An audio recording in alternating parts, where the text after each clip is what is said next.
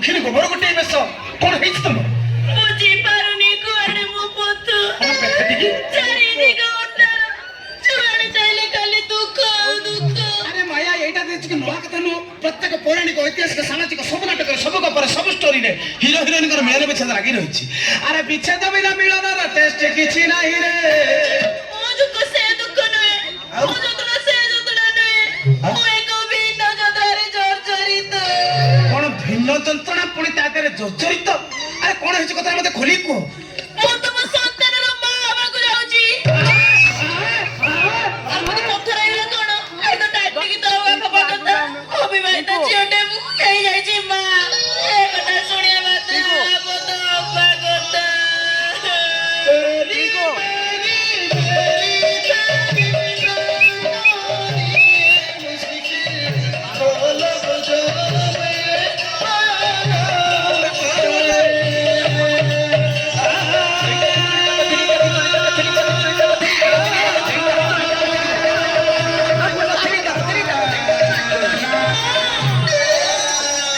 କାଲି ସକାଳେ ମୋ ଗର୍ଭର ପିଲାଟା ଜନ୍ମ ନେଲା ପରେ କଣ କହିବି ଦୁନିଆକୁ? ଏ ଦୁନିଆକୁ କି ଉତ୍ତର ଦେବି? ଆରେ କହିଦବ ତମେ କିଛି ଭୁଲ କରିନା, ତମେ କିଛି ପାପ କରିନା। କେମିତି କେମିତି କହିବି?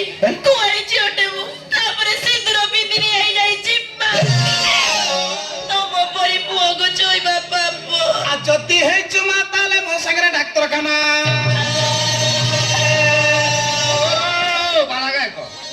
ତମେ ପୁଣି କଣ ମୋ ଘରକୁ ଆସିଛ?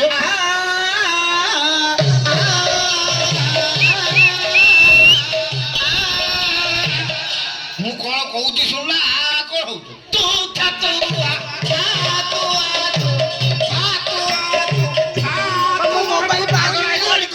ମୁଁ ତମକୁ ପଚାରୁଛି ତମେ ପୁଣି ମୋ ଘରକୁ କାହିଁକି ଯାଇଛ?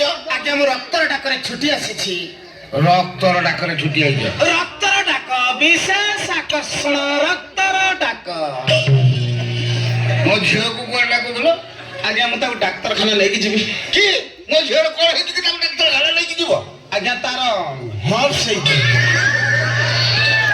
ହମ୍ସ ହେଇଛି। ହର୍ସ ମୋ ଝିଅ କଣ ପିଛୁ ସଡ଼କ ତାର ହମ୍ସ ହେଇଛି ମତେ ବୁଝଉଛ? କଣ ହେଇଛି କଥାଟା କହୁନ? ଆଜ୍ଞା କଣ ହେଇଛି ଆପଣ ନିଜେ ପଚାରିକି ବୁଝନ୍ତୁ ଆପଣଙ୍କ ଝିଅଙ୍କୁ। ଏ ମାୟା ତୋର କଣ ହେଇଛି? ବାପା ମତେ କହିବାକୁ ଲାଜ ଲାଗୁଛି।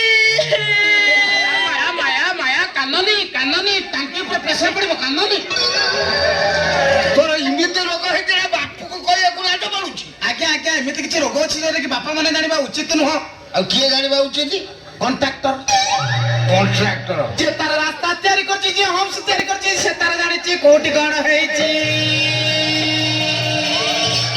କଣ ହେଇଛି କଥାଟା କହୁନ? ଆଉ ତୁମ ଝିଅର ବେକାରୀ ବାଜି ଯାଇଛି ବାଜି ଯାଇଛି ରେ ବାଜି ଯାଇଛି। ମୋ ଝିଅର ବେକାରୀ ବାଜି ଯାଇଛି ବାଜି ଯାଇଛି ରେ ବାଜି ଯାଇଛି। ତୁମ ଝିଅ ବର୍ତ୍ତମାନ ମୋ ସନ୍ତାନର ମା ହେବାକୁ ଯାଉଛି।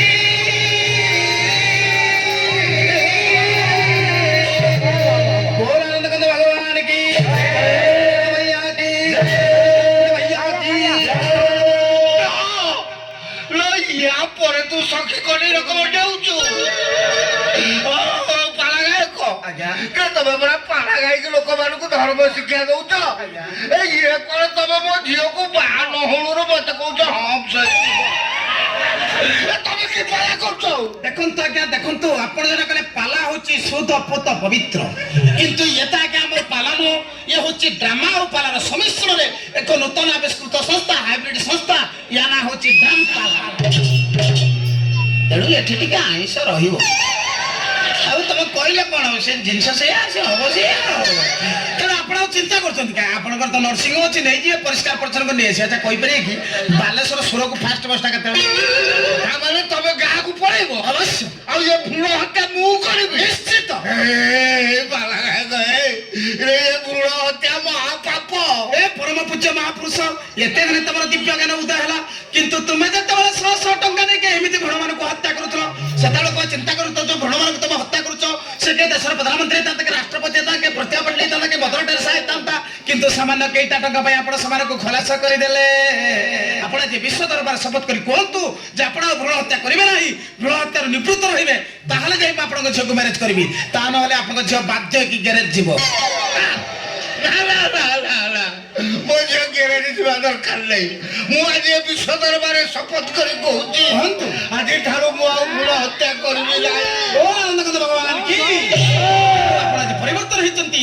ସ୍ୱପରିବର୍ତ୍ତନ ବିଶ୍ୱ ପରିବର୍ତ୍ତନ କେବଳ ଆପଣମାନଙ୍କ ଭଳି ଲୋକମାନଙ୍କୁ ସତମାନଙ୍କୁ ଗାଣିବା ପାଇଁ ଆମର ଏ ଡ୍ରାମପାଲା ସହିତ ଉତ୍ପତ୍ତି ହେଇଥିଲା। ଆପଣ ଆଜି ପରିବର୍ତ୍ତନ ହେଇଛନ୍ତି, ଆମ ପବିତ୍ର ପ୍ରେମକୁ ବୁଝିପାରିଛନ୍ତି। ମୁଁ ସେଦିନ କହିଥିଲି ଆମ କର୍ମଦିନ ଆମକୁ ଇତିହାସର ସୁନାକ୍ଷରରେ ଲିପିବଦ୍ଧ କରି ରଖିବ।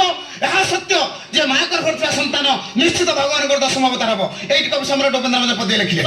କେଳି କଦମ ମୂଳିଆ ସେଇ ପରାଶକ୍ତି ଏଇ ଗାଳି, କେଳି କଦମ ମୂଳିଆ ସେଇ ପରାଶକ୍ତି ଏଇ ଗାଳି, କେଳି କଦମ ମୂଳିଆ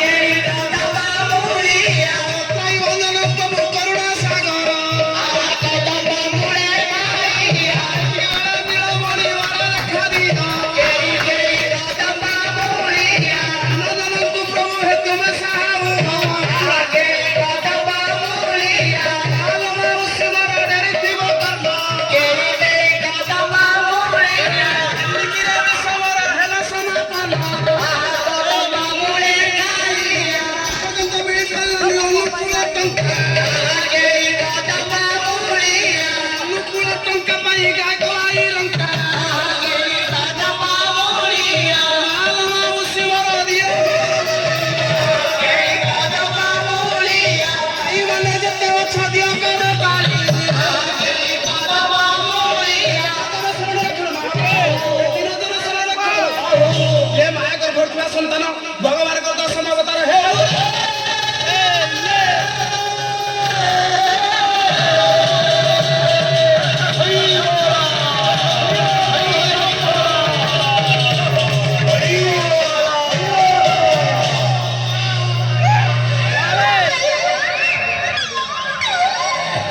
ଓହୋ, ଗୋଟେ ଦକ ଗଲା। ଉତ୍ତର ବାଲେଶ୍ୱର ଅଞ୍ଚଳରୁ ଆସିଥିଲା ମତେ ଭ୍ରୂଣ ହତ୍ୟା କେସରେ ଧରିବା ପାଇଁ, ଶେଷକୁ ନିଜେ ଭ୍ରୂଣ ଧରିକି ଗଲା। କିନ୍ତୁ ମୁଁ ଶପଥ କରିଛି ବେলা ହରିବୋଲ